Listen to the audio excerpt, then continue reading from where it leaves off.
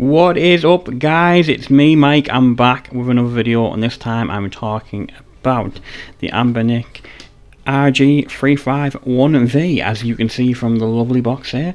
And I was going to pause the specs, but I'm going to try and put the details on the screen. Pause it if you want when they're fully loaded, so you can see what you're dealing with. I just wanted to give you a look around the box, what it comes with as well.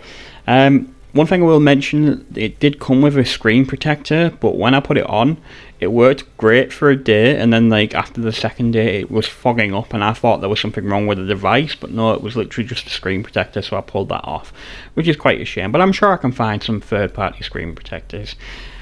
And here is the console itself with quite a nicely bright lit screen. I'll just have a little walk around. It's got a power button and a reset button. I've never used the reset button. 2 SD card slots. One is for your operating system and the other is for your games. And we've got some nice feeling buttons going on. And it's the same for the buttons on the bottom, but I'll talk about that in a little bit. It boasts that they can play quite a lot of games, but honestly, not all emulation is perfect across the board. Really, I'd say this is good up until PlayStation 1.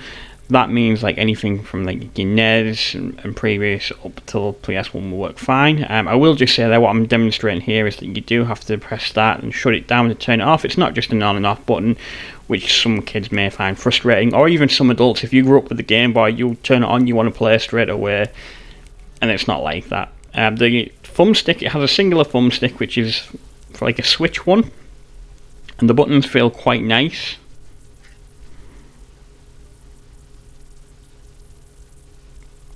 It does take a little bit of time to come on, and it does rumble because there is a motor in there.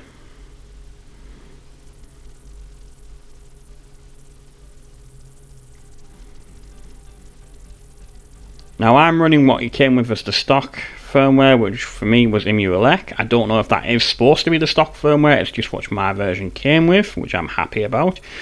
I'm not bothered running custom firmware because I can play everything I want on it anyway.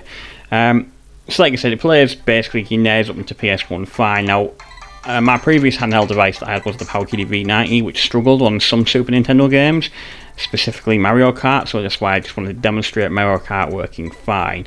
I'm not really going to demonstrate much below the SNES era, so like your NES, or even your Game Boy Color, Game Boy Advance, they all work fine. In fact, I've completed a few game playthroughs on a few Game Boy Advance games, but yeah, it runs so smooth.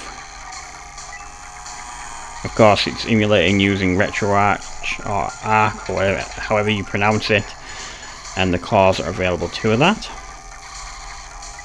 Man, I really suck at Mario Kart, don't I? Now, on a lot of the places where it sells this, it suggests that it can play like N64 and Dreamcast as well, but it's debatable. It can run a lot of N64 games, not necessarily play them well. I'm just going to try and show you two. So Mario Kart 64 and Star Wars Pod Racing, because they're the only two N64 games I generally go to play. I know there's a lot of good games now. I'm not insulting the system, like Legend of Zelda's, but for me, I only wanted this up to PS1 games anyway.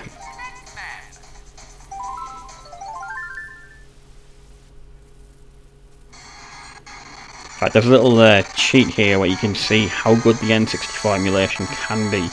When you go around a corner, there's like a black screen on some emulators. Now that's supposed to be populated with footage from like showing your character on Mario Kart, and if the emulator can't display that, it tends to show that it's not emulating it perfectly. So that should be coming up in a second if I haven't edited it out.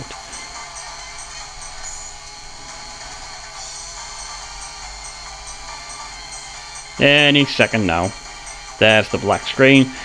So on some emulators and the real hardware, that is populated with footage of your character.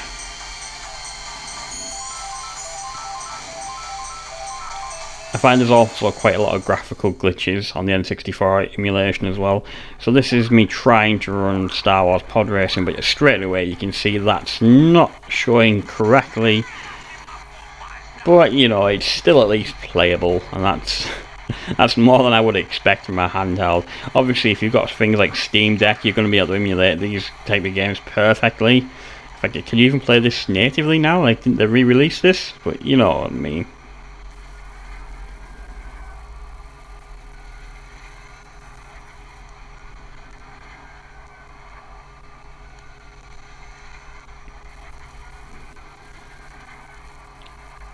Obviously, my previous one was the Power Kitty V90 that couldn't even handle Super Nintendo, so I didn't even try many PlayStation games on there. So what will be coming up in the moment is me running a game I know is quite hard to emulate on some emulators, which is Bloody Roar 2. I really want the footage to be speaking for itself, so I'm trying to keep it as quiet as possible.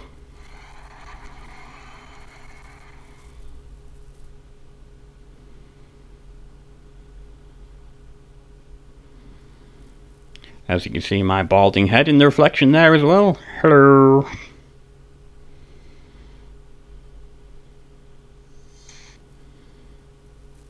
I love Bloody Roar 2.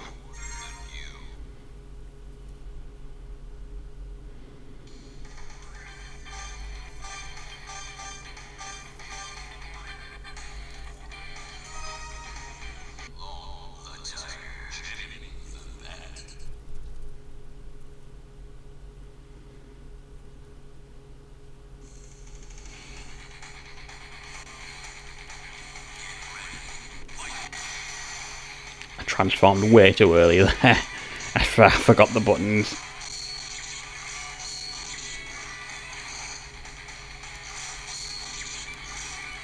As you can see, it's running Bloody Roar 2 flawlessly. One thing I will mention as well, so if you're like me and you're British, or even if you're from the European region, you'll probably find this device that can actually run probably up to the PS1 era games better than you remember as well, as a lot of the games we had back then was optimised for the 50Hz screens, where this can run the 60Hz games no problem.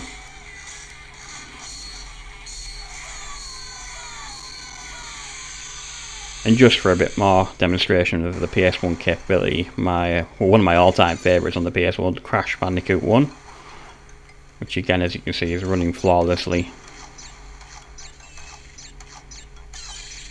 So we'll just have a brief talk about the device again as well. So I know that this device is about 2 years old now. I got given it by my brother-in-law, so John, if you're watching this, thank you very much. It was a Christmas present, and I took it to hospital with me while I was getting my operation done, so I had something to do, and it helped pass the time very much. But yeah, the device is about 2 years old. I think it's about £100. You can probably get it a little bit cheaper as now it's getting a bit older, so there are more powerful devices out there. But if you're just looking for a quick retro fix, like I do sometimes, then it's good. It's all's good, baby. I would prefer another clamshell device, but maybe in the future.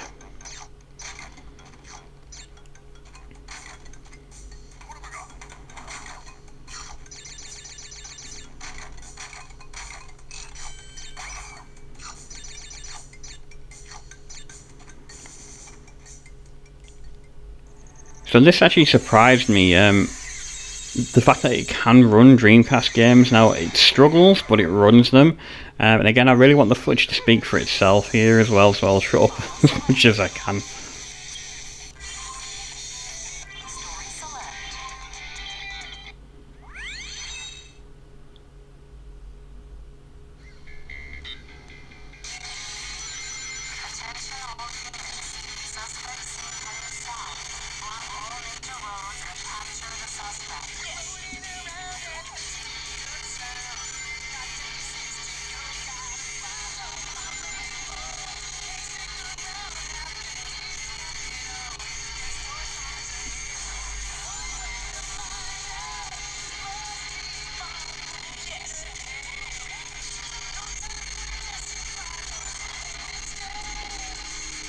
Just while we're going in the background, I'm also using new video editing software. So the software I've been using has been about 10 years old.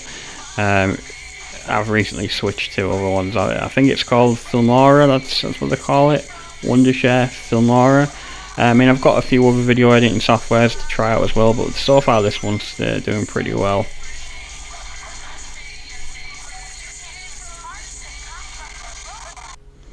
Might just take me a little while to get used to some of the settings here, so please bear with me with shoddy editing. But then again, I'm not exactly a pro, I'm just an amateur talking about video games.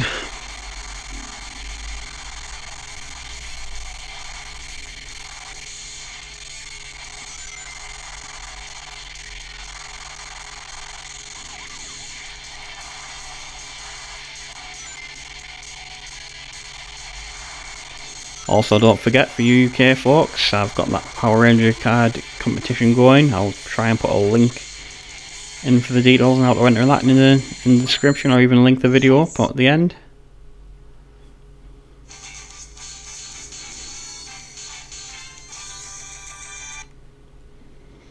And I wasn't going to show any of the earlier consoles, but I can't not show Mega Drive or Genesis for you Americans. And this is running one of the modifications for Streets of Rage. I think it's Shredder's Re-Revenge, the mod's called.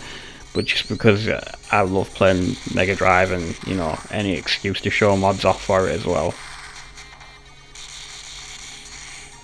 I think this is probably one of the best mods of Streets of Rage 2 out there as well. The only mods I've ever seen not work, or ROM hacks, were the Sweet versions of Pokemon. I could not get them to run. I suppose maybe trying to change the emulator might get them to run. And obviously using the custom firmwares as well, that might have better success, but I'm happy with what I've got, so I'm not going to be going around changing anything.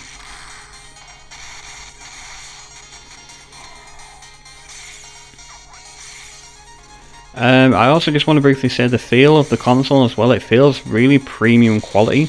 To me, it reminds me of holding a Game Boy Original as well. Unfortunately, I don't have a Game Boy Original to compare the feeling of it to, but it feels high quality. The buttons, they're a bit of a letdown to the high qualityness of it, but it feels a lot better than the PowerKiddy devices that I've used, at least let me tell you that. And some third party, it feels like a real product. I might, along the lines, go back and actually, you know, customize it as well, make it look more like a Game Boy, change the buttons out. But yeah, thanks for watching anyway. Like, subscribe, all that jazz. If you've got any questions about the device, let me know in the comments below. If you've got one, let me know your experience on it as well, or what handheld devices would you recommend. Just maybe not the Steam Deck, because that's light years away from me being able to afford. But yeah, thanks, bye.